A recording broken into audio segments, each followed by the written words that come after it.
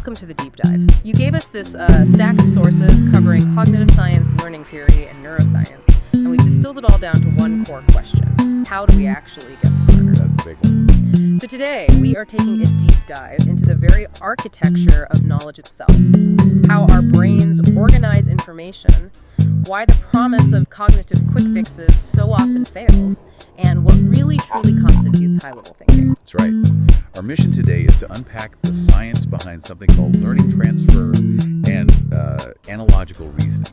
We really need to contrast the massive hype around digital brain training with what's genuinely happening in our brains. The neural processes. But genuine neural processes that underlie true expertise and creativity. We'll be looking at evidence from lab studies, expert performance, even network science, to see how these concepts connect across different domains. And here's the biggest takeaway running through all these sources, the ultimate question of efficiency. When it comes to maximizing your learning or, 10xing your cognitive output, is the whole idea of making your brain just generally better simply a myth? A very persistent, very appealing myth. Let's start by tackling that head on because the evidence is surprisingly firm. Okay, let's unpack this with what your sources call the cognitive quick fix. This is a broad term, right? It refers to interventions. Things like practicing specific tasks, learning an instrument, or playing video games. All designed to enhance your general cognitive ability. The promise is you do this one thing, and suddenly your math gets better, your focus sharpens, your memory is just universally improved. And this is where the commercial claims really collided with scientific reality. Oh, absolutely. The sources highlight that some of the biggest companies in this space, you've probably heard of Lumosity, they were actually charged by the FTC with deceptive advertising. They made these huge claims about preventing dementia or reversing cognitive decline, but the science just disgraced. It did not back them up. And the scientific distinction at the heart of this failure, it's this difference between near transfer and far transfer. Exactly. So near transfer is what happens when you practice something specific. Your training enhances your performance in tasks that are structurally very similar to what you trained on. So if I play a brain game, I get better at that specific brain game. You get better at that game. You see a higher score in the app. Studies confirm this happens every single time. That part is real. But the whole reason people buy these things is for the far transfer, right? That's the dream. Precisely. Far transfer is the holy grail. It's the transfer of knowledge and skills to a completely dissimilar context. Educators, researchers, everyone is obsessed with this because of the promise of radical efficiency. The idea being that if we can increase far transfer, we can teach one thing. And the learner automatically applies that structure to 10 or 100 new problems, all across totally unrelated fields. Here's where it gets counterintuitive, and I have to say, pretty disappointing for anyone who bought into that quick fix. The evidence just isn't there. That's the hard truth from meta-analyses covering decades of work. Studies looking at working memory training, puzzle games, music, even action video games. Which were supposed to be great for attention. Right, that was the big claim. But they showed extremely little evidence of any general cognitive improvement. The effect size for action video games, for example, was -0.01. -0.01, so that's statistically less benefit than doing nothing at all. It speaks volumes. The overall benefits for healthy young adults from this kind of training are small to medium at best. And often they're comparable to a control group who just played regular web games or were just retested with no training at all. Which suggests it's just a practice effect on the test itself, or placebo. It does. A lot of it seems to be just that. So what does this all mean for you, the listener? If your goal is to get better at math or learn a new language, the evidence is overwhelming. Stop spending time on abstract memory games and spend that time focusing on the thing itself. Right. If I'm trying to learn a language, I should stop using some memory app and just go have real awkward conversations. Direct, focused practice is key. So the myth of the quick fix is busted, which leads us right into our second section. What actually drives high-level mastery? And the answer, according to these sources, lies in our cognitive core analogy and our knowledge of structure. Yes. Analogy is the concept that the sources highlight as really the essence of how we think. So how does our brain use it to, build knowledge? Well, cognitive scientists define high-level thought itself as the highest level of abstraction. It's about putting your finger on the essence of a situation, the underlying structure, and then constantly bouncing that essence back and forth against your memory to find a match. So analogy is the mechanism for that, for mapping those structures. It is, but that mapping can go wrong. I know my analogies sometimes just confuse people more than they clarify. Oh, absolutely. The sources warn about this. While mapping the relational structures, the function or purpose is what drives a good analogy, you can run into trouble. This happens when learners map what are called extraneous base features. Surface characteristics, exactly. Things that look similar but aren't actually relevant. And that can lead directly to some deep misconceptions about the principle you're trying to learn.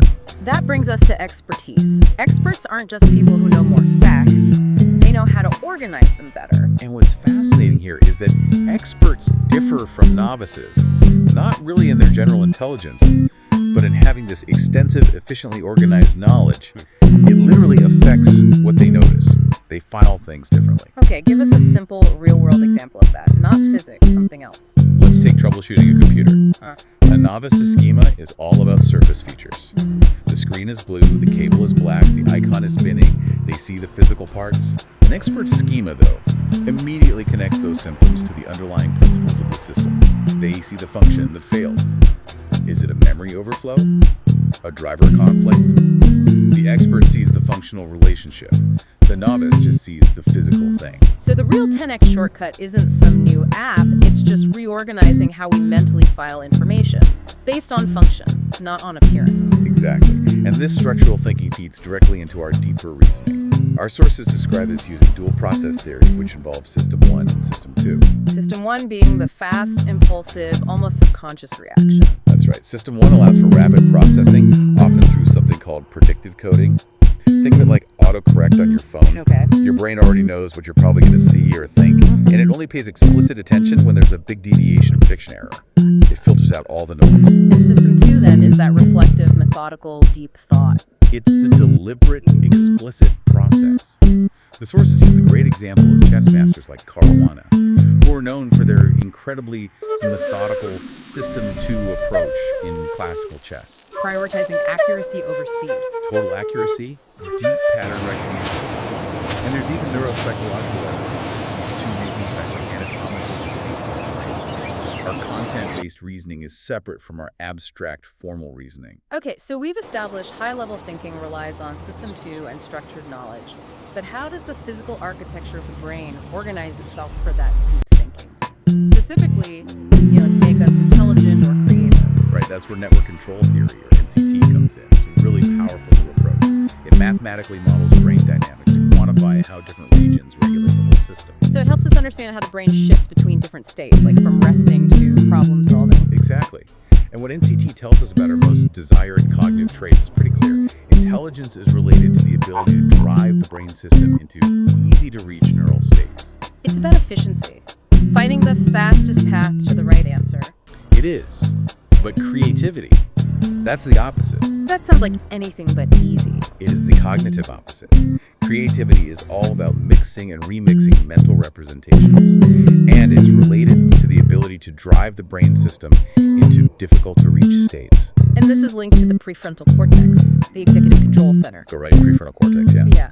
And it requires high working memory and cognitive flexibility to break those standard patterns. That whole concept that structure is defined by function and interdependence isn't just in the brain. We see this systems thinking in places like engineering.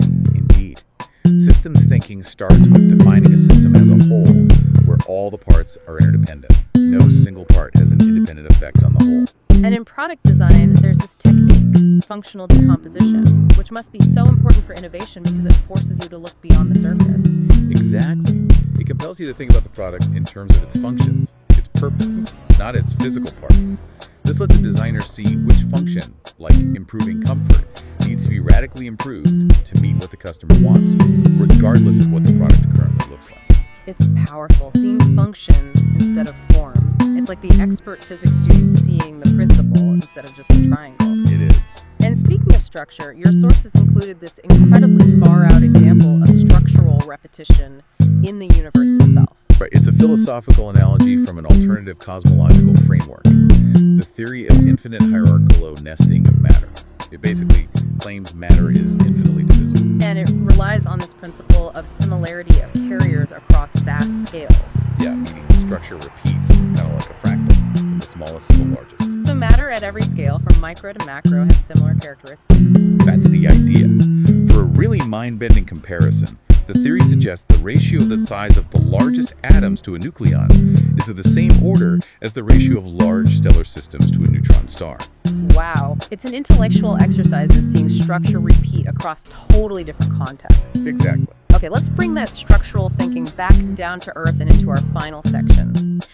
How analogies and structured thinking apply to the most relevant technology of our time, AI, and even animal behavior. When we talk about AI agents today, the sources project they'll excel at narrow, well-defined tasks, summarizing, organizing data. But we need to be cautious. Very cautious. They are often overhyped. You shouldn't trust them with end-to-end responsibility. Treating them like autonomous workers is, and this is a key phrase, a category error. So AI is good at detecting similarity, but actually applying that similarity is still a human job. That sums up the current landscape perfectly. Large language models, LLMs, they can detect similarity, which is necessary for studies. But comparative studies show human decision makers still outperform AI in applying those analogies effectively to new, real-world problems. Like complex business scenarios. Right. The spontaneity and contextual judgment needed for effective analogical reasoning, that remains a human strength. Which suggests a really clear, efficient division of labor between us and the machines. It absolutely does. AI can be a fantastic analogy generator. It can surface potential structural matches across incredibly diverse contexts that no human could ever search through. But we have to be the critical evaluators. Using our practical wisdom and judgment to see if it actually applies, and avoid mapping those extraneous surface-level features we talked about. That's our job. And speaking of practical wisdom, we have to touch on Aristotle's concept of phronesis. It's basically knowledge you accumulate over a lifetime. It comes from the interaction between general knowledge, the theory, and practical knowledge, the judgment of how to apply it. The sources note that retirees, for instance, often show this by combining integrity and experience to make complex, nuanced decisions. Okay, like effective delegation or performance reviews in really ambiguous situations. Precisely. And this sounds a lot like detecting affordances, a concept from ecological psychology that we even see in the animal kingdom. Right, where perception is about detecting possibilities for action. Yes, the possibilities for action that the environment offers the agent. We see this practical wisdom and affordance detection in nature all the time. Magellanic penguins, for example, rely on clear visual cues like shoreline landmarks for navigation. So they prioritize the most reliable, relevant environmental cues, not something complex like magnetic fields. Exactly, and their swimming efficiency is just a masterclass in this. They actively exploit ocean currents for navigation. They swim relative to the ground, accounting for the current, not just in a straight line. They're adapting their actions based on what the environment affords them to maximize their efficiency. It is the ultimate practical efficiency. So after this whole deep dive, we've synthesized a pretty clear lesson. I think so. True. Generalized cognitive gains, they don't come from training specific, isolated abilities in a vacuum. They come from developing the relational muscle, the ability to apply the underlying structure from one domain, the source, to a totally new domain, the target. It really is all about the architecture. Okay, so let's unpack this one last time for everyone listening. If maximizing that structural transfer is the real goal, your sources strongly recommend deliberate practice. Which is the opposite of a quick fix. The complete antithesis. This means constantly pushing yourself out of your comfort zone, maintaining an intense focus, and making sure you get immediate, constant feedback. It's a commitment to methodical, structured work. You could say deliberate practice is the only quick fix that actually works, because it forces that restructuring of knowledge.